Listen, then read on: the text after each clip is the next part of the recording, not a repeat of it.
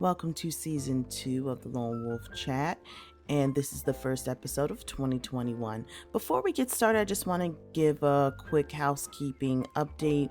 First of all, I want to thank all of you for being loyal to the Lone Wolf Chat, still keeping up with the episodes. Even though I haven't really published as much in 2020, I'm hoping to publish more in 2021. With that being said, hopefully this will be a new bi-weekly podcast with updates from writing news, and hopefully you all stick around for it. And I want to thank you. I truly want to thank you for being around and listening to me ramble for the year of 2020, and hopefully 2021 will be better. So on today's episode of the Lone Wolf Chat, I stumbled upon an article on Polygon, and it's not just in Polygon, it's in, if I just click over real quick, it was in IndieWire, Cinema Blend, Deadline, Telegraph. It was everywhere. And it's about, the title on Polygon's article was, "A Star Wars writer claims Disney isn't paying royalties, but the issues are tricky." And it's involving a very, very older writer named Alan D. Foster. I can read bits and pieces of the article, but Alan D. Foster was the person who actually kind of wrote novels adapting the Star Wars and Alien franchises, and once Disney bought them, they stopped paying royalties. Let me just read part of it. Where do I start here? Here we go. This November, the Science Fiction and Fantasy Writers of America, a professional organization for genre authors, dropped a bombshell announcement that shook the science fiction community. For several years, author Alan Dean Foster had been trying without success to get paid for several major tie-in novels adapting movies from the Star Wars and Alien franchises. While Disney has kept the books in print with other publishers, the titan handling Alien Del Rey on Star Wars, Foster says he hasn't received royalty payments for new editions. So he had to turn to SWFA, which is the Science Fiction and Fantasy Writers of America, for help, and the hashtag Disney Must Pay hashtag was born. According to SFWA, the incident sets troubling precedents for others in similar positions. If a publisher can get out of paying another author by having the license travel to another company, it could undermine the livelihoods of many writers who have made their livings writing novelizations and tie-in novels for some of the biggest media franchises in existence. Moreover, since Foster and the SFWA went public with their claim, other authors have spoken to Polygon to say that they too haven't been paid for work now owned by Disney after the acquisitions of Lucasfilm in 2012 and 20th Century Fox in 2019. Now, none of this should be surprising to anybody. Disney has been known to kind of screw over their writers and their producers and anybody that gets away with the Disney franchises. And I know this because we have seen it in various media over and over again. But it's a darn shame when you have somebody who's been writing for Star Wars for over 20 years, basically doesn't get royalties anymore. And it's a sticky situation because it involves copyright. Now, the article itself does provide a little backstory. Let me just get over to that. On November 12th, 1976, a paperback novel called Star Wars, written in quotations by George Lucas, appears on stands. Now, I'm not going to get into the debate whether George Lucas wrote Star Wars or not. I mean, there are a million debates. You can actually Google the information that says that George Lucas technically did not write Star Wars, but I'm not getting into this on this channel. I don't want that type of heat. With 6 months to go before the film would debut in theaters, Lucas's company was hard at work licensing the property out to other companies that could produce shirts, toys, and comics that could promote the release. This included the pre-release novelization. Lucasfilm hired 29-year-old writer Alan Dean Foster to ghostwrite the book, as well as pen a sequel that could easily be spun into a second, lower budget Star Wars film if the first underwhelmed at the box office. Foster had already been enjoying a career as a science fiction author, selling his first story to Analog Science Fiction and Fact in 1971, in his first novel, The Tar A.M. Krang, a year later. Armed with Lucas's script and concept art, he produced a 272-page book in just 6 weeks. When it hit stores courtesy of Ballantine Books in 1976, few realized who had actually written the novel. Oh, the irony. Still, after the success of Star Wars, Foster found himself as a go-to person for movie novelizations. Over the years, he's penned dozens of novelizations for franchises like Aliens, Star Trek, Dark Star, The Black Hole, Clash of the Titans, which my parents love, Outland, The Thing, I love that movie, Kroll, The Last Starfighter, Starman, The Chronicles of Rick, and others. They were all written in addition to his original novels. The nature of a work-for-hire contract means the nature of a work-for-hire contract means an author who's written a tie-in novel will have little control over where the story ends up, how character, situation, or details are used after they turn in their manuscript, and even the copyright of the work itself. It's a trade-off. Foster might not own the book, but the product may provide a steady revenue stream for years, especially if the franchise is popular with audiences. Write enough of them, and those tributaries will feed a healthy river. So kind of think of it like fan fiction, except you actually get paid. You actually get paid as a fan fiction writer. I mean, okay, let's not be disrespectful. It's not like fan fiction where you slash people together and all this stuff. No, you're taking the property and you're turning it into novel forms, but you somewhat have your own spin on it. But the person who actually created the characters actually still have creative control. Now, shortly after Disney had acquired 20th Century Fox last year, Foster says that his royalties for his Alien novel stopped coming. He and his agent first attempted to resolve the issue with the book's publisher, Warner Books. According to Foster's agent, Vaughn Hansen, while Foster and the organization were working to uncover the provenance of those rights, it became clear there were also missing payments for his Star Wars novels. Unable to resolve the issue directly, the pair took their complaint to SFWA's Grievance Committee, a group within the organization that is designed to help authors who are having issues with their publishers. SFWA went to Titan Books, the publisher that currently publishes Foster's Alien novels, and were told that they instead had to speak with the rights holder, Disney. Now, Titan Books did not respond to comment for this story. SFWA President Mary Robinette Caldwell tells Polygon that they attempted to resolve the situation by contacting the conglomerate, asking that the books be taken out of print until such time that payments to Foster resume.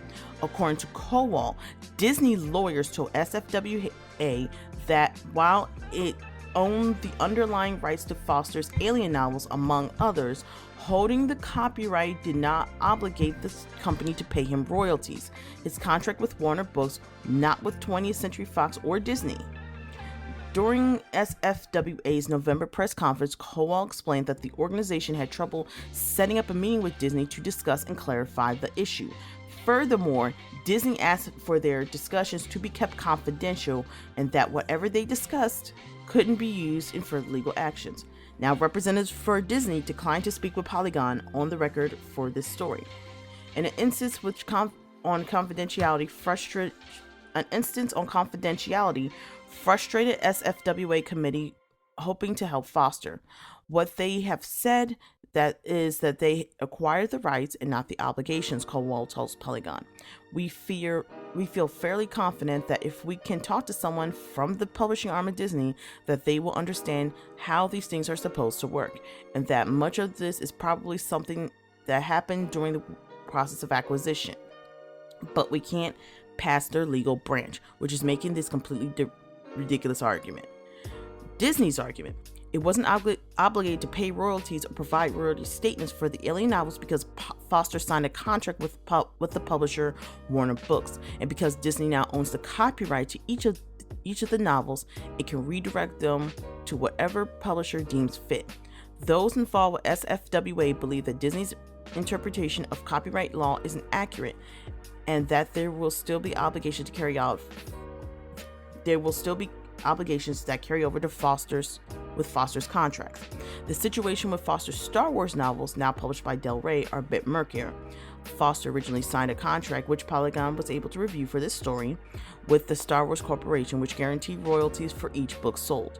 The royalties continued when SWC became Lucasfilm in 1977.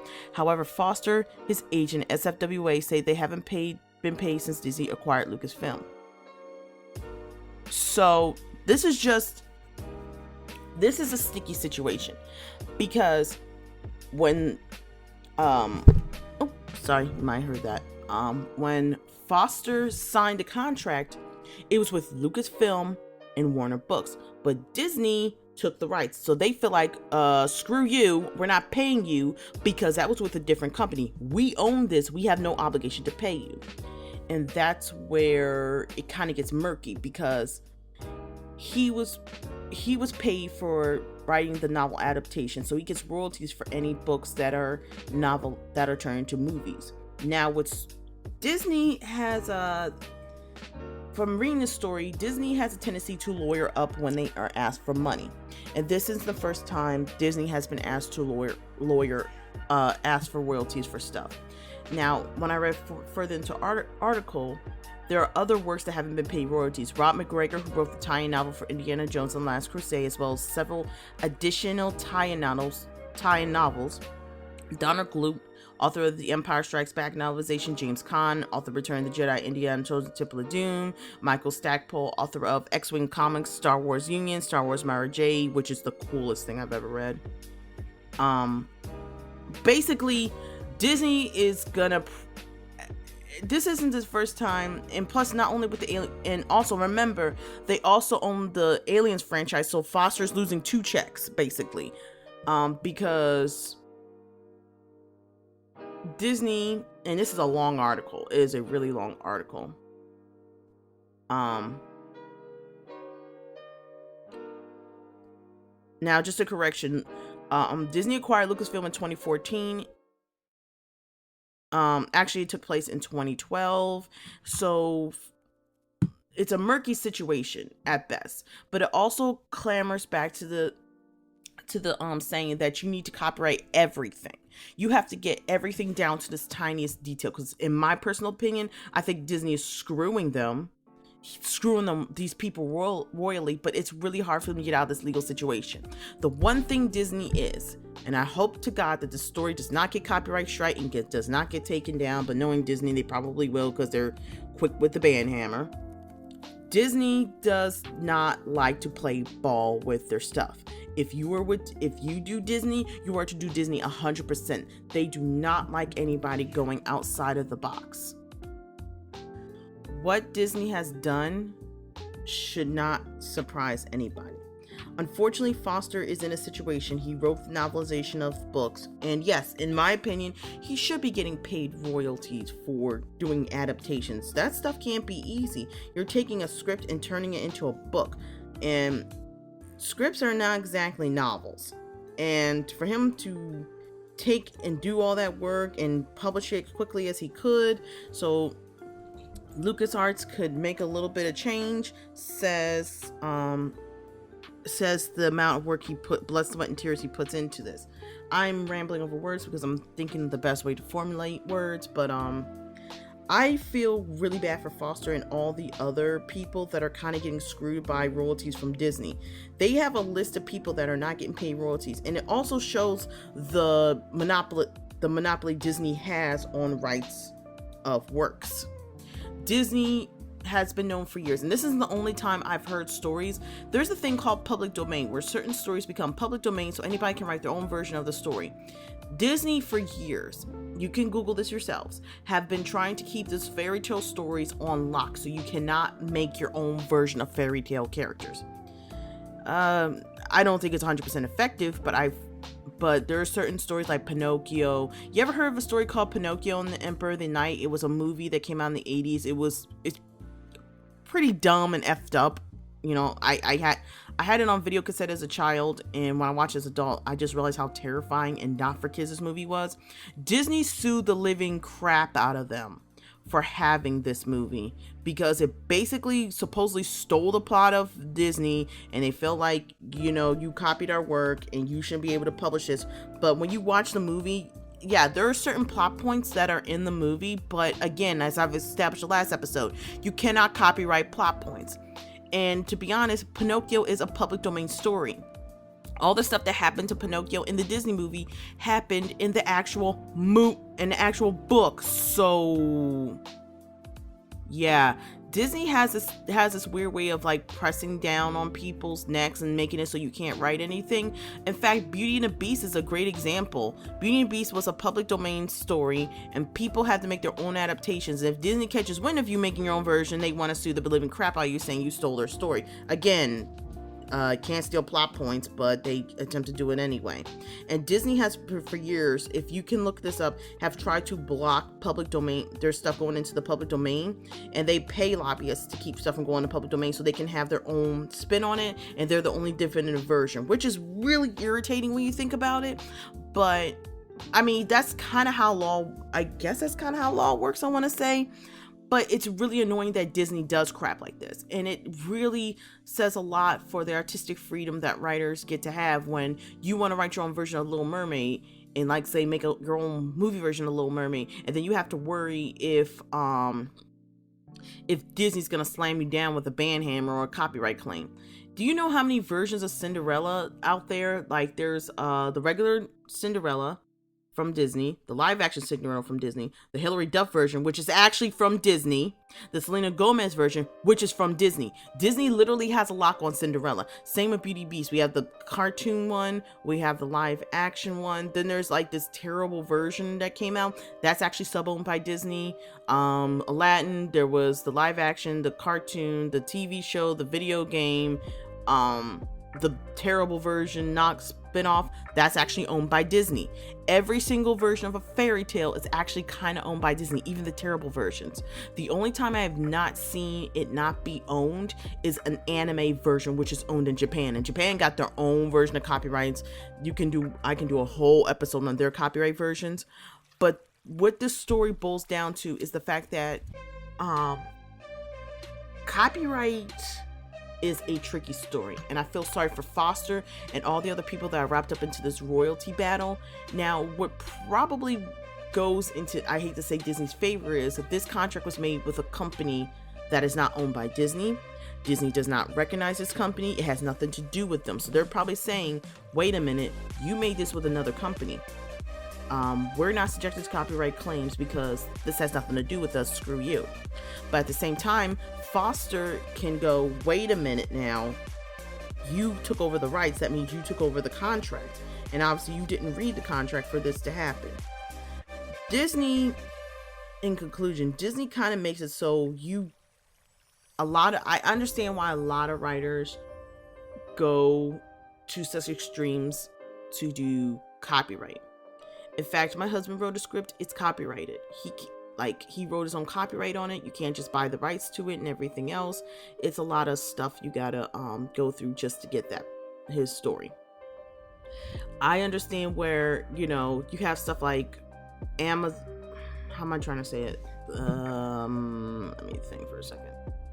I'm starting to understand, since everything that's been going on in the copyright world and researching on this article, why people go self-publishing so they can hold on to the rights of their work. Because you have companies like Disney, and mostly Disney, not playing ball with the writers. And it makes me hesitant when I finally publish a book to want to sell my rights to something like Disney, because one, they could probably, I hate to say this word, bastardize what I've already written and turn it into something it's not, like Netflix did with Avatar: Last Airbender, which I'm not going to watch. Or they could try to turn it into this QZ show, and that's not the show I wanted to be written.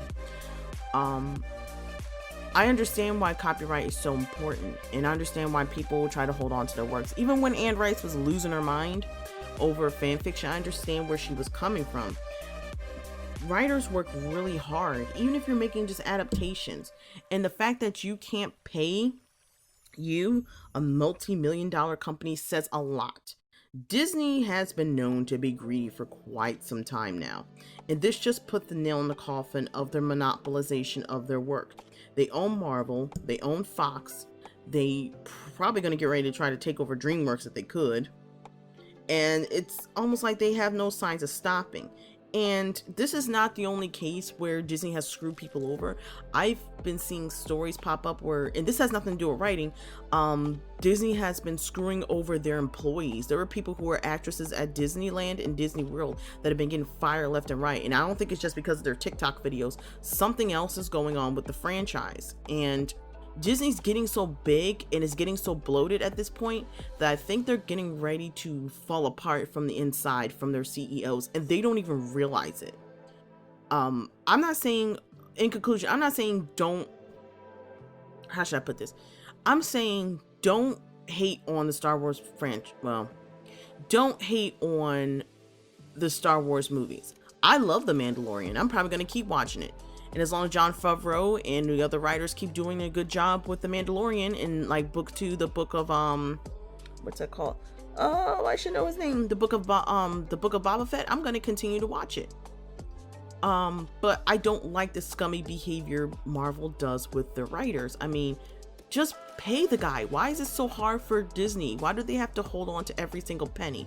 Is it because they lost a lot of money with their frivolous projects when what was his name, Bob Eisner, when Eisner was part of Disney and he was making those terrible parks that were a bad idea? Was it the time where Disney had stuff like Discovery Island and all those animals, and they pretty much supposedly neglected them and abandoned the island, or River Country or other parts of a Disney World and Disneyland that are abandoned? Is that what happened, and now they have to hold on to every penny? Or maybe it's because of the animation crash back in the 1990s or the 80s when Disney wasn't doing so well.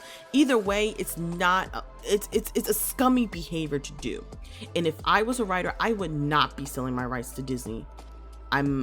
I barely want to sell my rights to Netflix. I understand why you have writers that just squeeze and hold on to what they have, because you have people like them who are just going to be scummy and try to screw you out of your money.